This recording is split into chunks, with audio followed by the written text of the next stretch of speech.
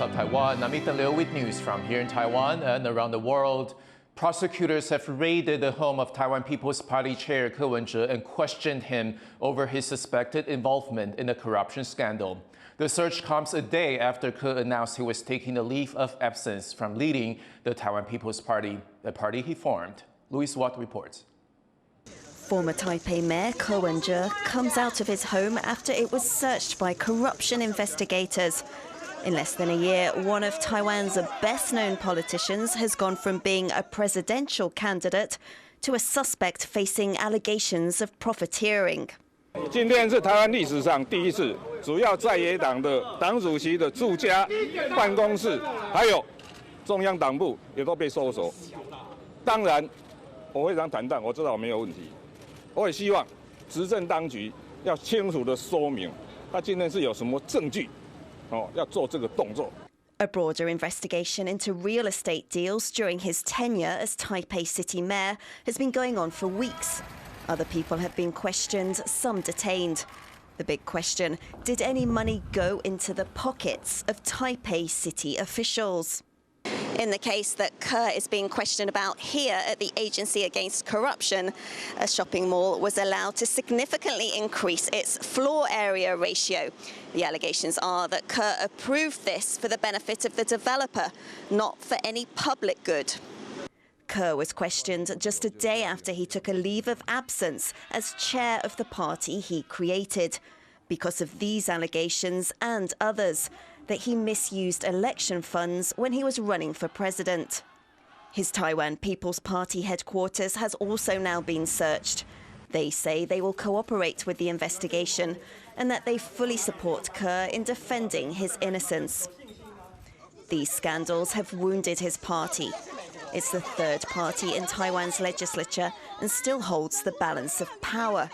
But its future, and now that of its founder, are looking less certain. Joseph Wu, Patrick Chen and Louise Watt for TaiwanPlus. Following Friday morning's events, Ke's Taiwan People's Party held a press conference to show solidarity in supporting their leader. 相信清白，柯 P 加油！相信清白，柯 P 加油！ Party leaders announced an emergency response team, including Central Committee members and the party caucus whip, to ensure regular party operations. The group questioned why prosecutors would search their party's building, even though Ke himself did not keep his office there. They also said that there is currently no plan to find an acting or permanent party chairman, while Ke is on a 3-month hiatus amid the probe. Taiwan's foreign minister says he's monitoring apparent deepening ties between China and the Vatican City. 我们密切关注教廷跟中国的互动不过我们也呢很密切的跟教廷合作，宗教自由还有这些人道的关怀上有非常多的交流，20-30万的一个信仰者这个也是我们推动外交最坚实的后盾。 Ling's comments come after Beijing officially recognized the authority of a Catholic bishop in China who was previously under house arrest. The Vatican celebrated the decision, calling it the positive fruit of dialogue between the Holy See and Beijing. The move has prompted concerns that the Holy See could switch diplomatic ties from Taiwan to China. The Vatican City is one of only 12 countries that maintain official diplomatic ties with Taiwan and the only one in Europe.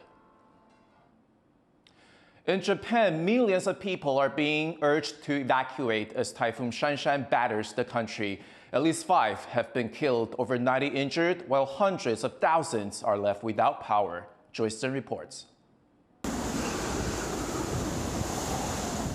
Enduring another night of torrential rain and wind in Japan, as one of the strongest typhoons to hit the country in decades moves slowly from southern Kyushu up towards Japan's capital, Tokyo, with a population of more than 14 million.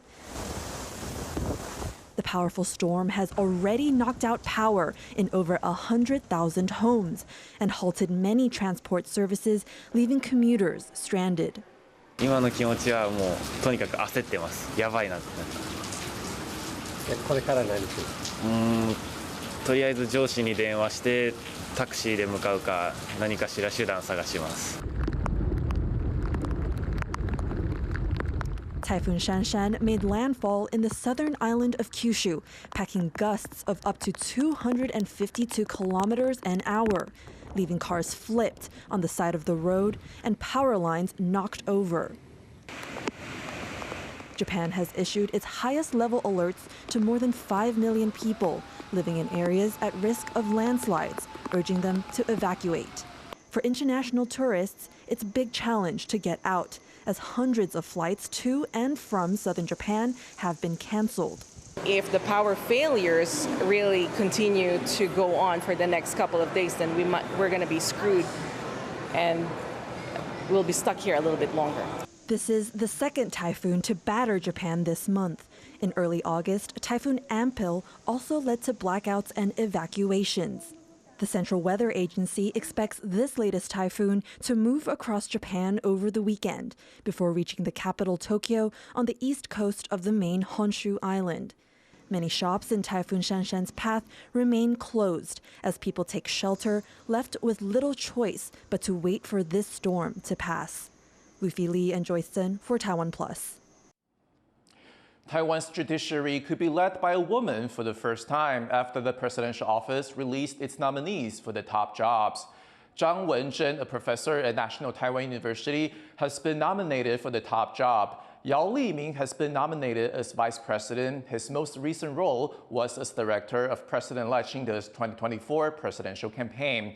The pair's appointment still needs to be approved by the legislature. 5 justices for the Constitutional Court have also been nominated. 以上7位被提名人都具有深厚的法学素养及进步的民主人权理念，理论与实务经验皆扎实丰富。 The military obscured part of the Hualien coast during smoke screen deployment exercises. The drill is part of a larger effort to strengthen Taiwan's east coast defenses. The smoke can disrupt enemy visuals and radar and deter aircraft landing operations. In recent years, China's military has been increasing activity near Taiwan, especially off the eastern coastline. Hualien is home to one of the country's larger Air Force bases. 如果说敌方他可能会持续要实施空击降的话，那对于或者是两栖登陆，我们也可以用来隐蔽两栖登陆的地点或者是空击降，例如说只要是机场嘛。 Migrant workers spend years in Taiwan providing essential services, but they get the short end of the stick when it comes to collecting old age benefits. Tiffany Wong reports on the fight for equal access to pensions. Domestic worker Gilda Banugan is used to taking care of others. And now she's fighting to make sure she can take care of herself. Originally from the Philippines, Banugan has been living and working in Taiwan for over a decade. At 40, she's far from retiring, but she has less than 2 years left before she has to leave the country. Under Taiwanese law, migrant workers can't stay and work here for longer than 12 years. We work so hard. We work 24/7, especially caretakers. We try our best that we really can help the family also, but after more than 10 years, decades of work, then we will go back home in the future, but there's nothing that we can have. Banugan says she would have felt better had she qualified for the old age benefits available to migrant workers, payments that those insured in Taiwan can receive once they hit 60. Under the Labor Insurance Act, people employed in Taiwan for 15 years are eligible for old age pensions. Those who work less than 15 years, which is most migrant workers, qualify for a one-time lump sum benefit. But another law, called the Employment Services Act, limits blue-collar migrant workers in the country from being employed over 12 years. And ultimately, this all depends on whether their employer enrolls them in labor insurance in the first place. At this recent NGO-backed public hearing, one migrant worker broke down in tears as she described her fears of living without old age benefits. Umalis ako ng Pilipinas na malusog at walang anumang karamdaman. Subalit sa paglipas ng mga taon, na-diagnose ako na mayroong ovarian cancer at chronic kidney failure. Napakasakit na. Mayroon na ako karamdaman na malayo sa aking pamilya. Representatives here from the Labor Ministry shared their own difficulties in getting benefits to migrant workers. 是因为他们在来台湾这边工作以后，我们主要的保费部分的对象其实并不单位，就是他们补助的考虑过程说为什么是要该交保费，可是当他符合以上条件的时候，很可能他会因为或什么样的状况下，那相关的通讯资料其实有比较难掌握吧。But labor rights advocates say the labor ministry has a responsibility to take care of migrant workers and close these loopholes. 更何况台湾雇主对于台湾的劳工都有这样的负担，都要负这样的责任。那为什么变成一个外国劳工或者是菲律宾劳工、印尼劳工雇主就不用负担这块责任呢？我觉得这是很明显一个政策上的歧视跟不公平。Labor insurance representatives said changing the policy will take time, but migrant workers won't just be waiting around. They intend to continue to speak out and call for change, taking care of themselves and each other if no one else will. Chris Ma, Gino Lopez, and Tiffany Wong in Taipei for TaiwanPlus.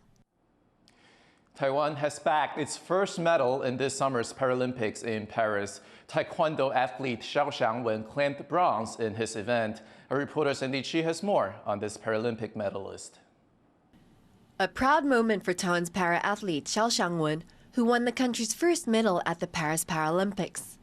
Despite being defeated in the semi-finals by his Israeli opponent Asaf Yasser, 6-16 in the men's 57-kilogram K44 category, he still claimed bronze in the event. It was a significant achievement for the athlete, winning a medal at his first Paralympics. 25-year-old Xiao was not always a para-athlete. 4 years ago, a car accident caused a serious injury to his right arm. 一开始会嘲讽自己，因为刚受伤的时候会想说，我受伤了。那原本是一般选手，那这一条路可能就是断掉了。那休息了一段时间，然后也有经过女朋友跟家人的鼓励，那就想说，那就往帕拉的选手这条路走走看。那走着走着就走到今天这个地步。With the unwavering support of those around him, his family, girlfriend, and coach, Xiao found the strength to persevere and reignite his dream. 自己原本在受伤前有一个梦想，想说可以踏上世界的舞台，但是因为无法完成，然后就转变成帕拉选手的时候，想说，终于有机会可以实现这个梦想了。With a positive attitude and relentless determination, Xiao made it onto the podium at the Paralympics in Paris. His bronze medal is not only a dream come true for Xiao, but also serves as a beacon of hope and inspiration for others who have faced similar challenges. 不管是先天后天的，我们都要有乐观的心情去面对它。因为你越乐观，其实你对往后的生活也会比较明朗一点。那如果你比较悲观的话，你什么事情就都无法达成。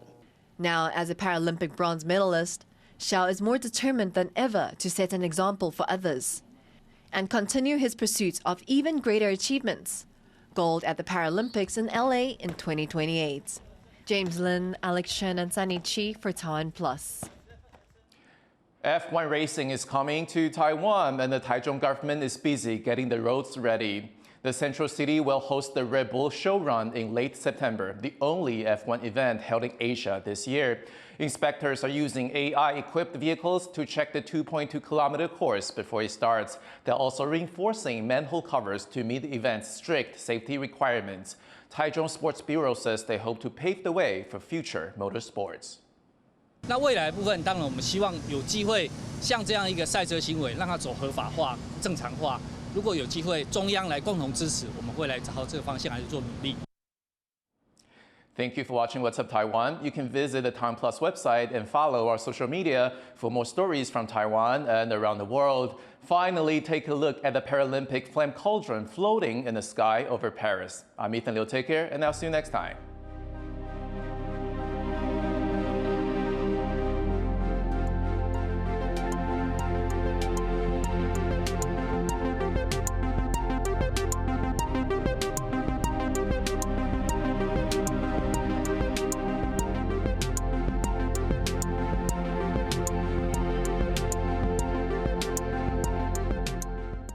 For more news from Taiwan and around the world, go to TaiwanPlus.com and download the TaiwanPlus app.